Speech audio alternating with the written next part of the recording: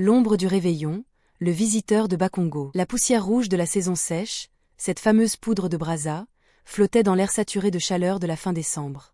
Sur l'avenue Matsuwa, les guirlandes électriques, souvent de guingois, transformaient les façades des boutiques en halos flous et fantomatiques. C'était le 24 décembre, et Brazzaville ne dormait pas. Elle vibrait. Le ronflement des générateurs se mêlait aux basses profondes de la rumba qui s'échappait de chaque nganda, bar. Pour Dieveil, cette effervescence était d'ordinaire une source de joie. Mais ce soir, l'impatience l'emportait. Employé dans une société de gardiennage au centre-ville, il avait fini son service avec 2 heures de retard à cause d'un inventaire de dernière minute.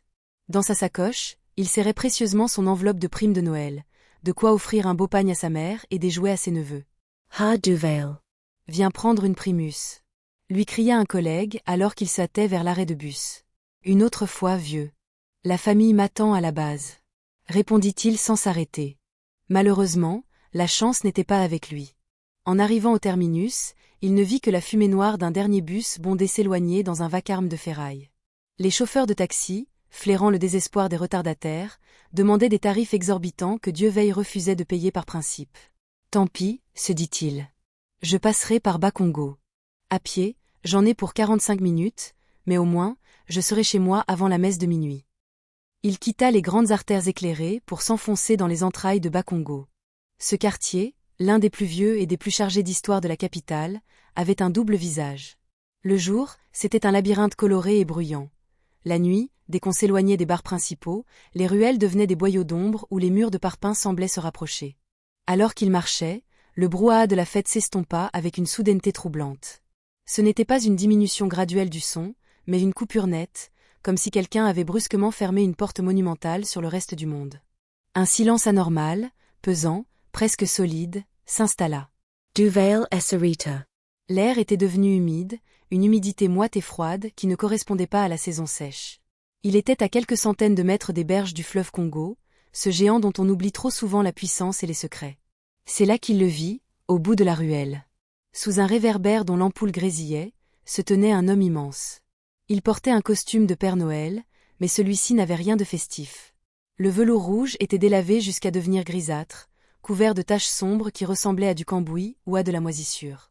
L'homme ne portait pas de hotte, mais traînait derrière lui un immense filet de pêche en nylon noir, lourd et ruisselant, qui laissait une traînée de limon luisant sur le goudron craquelé. Dieveil sentit une pointe de glace lui transpercer le ventre. À Brazzaville, les gens aiment se déguiser pour les fêtes, mais cet individu dégageait une aura de malveillance pure. « Bonsoir, mon frère », lança Dieveil d'une voix qu'il espérait ferme, tout en amorçant un contournement prudent. L'homme ne répondit pas tout de suite. Il tourna lentement la tête. Le masque en plastique qu'il portait était craquelé, jauni par le temps. « Joyeux Noël, mon fils », murmura enfin l'inconnu. Sa voix n'était pas humaine. C'était un gargouillement caverneux, le bruit de l'eau s'engouffrant dans des cavités rocheuses au milieu des rapides du fleuve. Un frisson parcourut l'échine de Dieveil. L'odeur de la ville, la poussière, le charbon de bois et la chèvre grillée, avaient totalement disparu. Elle était remplacée par l'odeur de la vase putride, des jacinthes d'eau en décomposition et de la chair laissée trop longtemps au soleil. Dieveil pressa le pas, le cœur battant à grands coups contre ses côtes.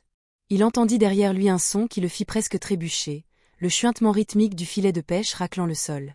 SCHHHH, SCHHHH, SCHHHH. Il jeta un regard par-dessus son épaule. L'homme au filet était là. Il ne courait pas, il marchait d'un pas lent, presque chaloupé, mais il maintenait exactement la même distance. Dieveil commença à courir. Il connaissait ces ruelles par cœur, mais ce soir, elles semblaient se multiplier, s'étirer à l'infini. Les maisons qu'il croisait paraissaient abandonnées, les fenêtres comme des yeux clos. Pas un chien ne jappait, pas un cri d'enfant ne perçait la nuit.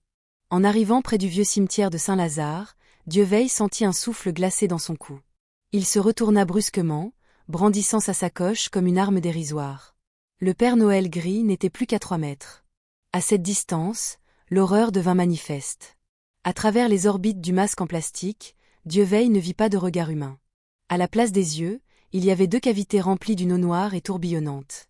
À l'intérieur de ces trous, des petits poissons d'argent, des alevins du fleuve, s'agitaient frénétiquement. « Tu n'as pas de cadeau pour moi ?» demanda la créature, ses lèvres de plastique ne bougeant pas. D'un geste lent, l'entité ouvrit son filet.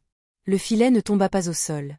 Il se déploya dans l'air comme s'il était immergé dans l'eau, flottant avec une autonomie terrifiante. Dieuveil vit alors ce qu'il contenait. Ce n'étaient pas des jouets. Dans les mailles serrées du filet, des visages humains pressaient contre le nylon. Des visages aux yeux vitreux, à la peau boursouflée par l'eau. Dieuveil reconnut, ou crut reconnaître, un jeune du quartier disparu mystérieusement 3 ans plus tôt lors du réveillon. Le fleuve a faim, Dieuveil, gargouilla l'être. Et la nouvelle année exige son tribut. La terrer pure lui donna de Siles. Dieuveil sprinta comme s'il avait le diable aux trousses, et c'était probablement le cas. Il ne regarda plus en arrière, même s'il entendait le flic-flac des pieds nus et mouillés sur le sol derrière lui, de plus en plus rapide. Soudain, il aperçut au loin une lueur jaunâtre et entendit, comme venant d'un autre monde, les notes d'une chanson d'Extra-Musica. Il fonça vers la source du bruit, traversant une dernière ruelle obscure avant de déboucher sur la place bondée d'un bar de poteau-poteau. La transition fut brutale. La lumière des néons, le rire des gens, la fumée des barbecues. Il percuta une table, renversant des bouteilles de bière, et s'effondra au sol, haletant, les yeux exorbités. « Hé, petit, tu veux nous faire mourir de soif ?»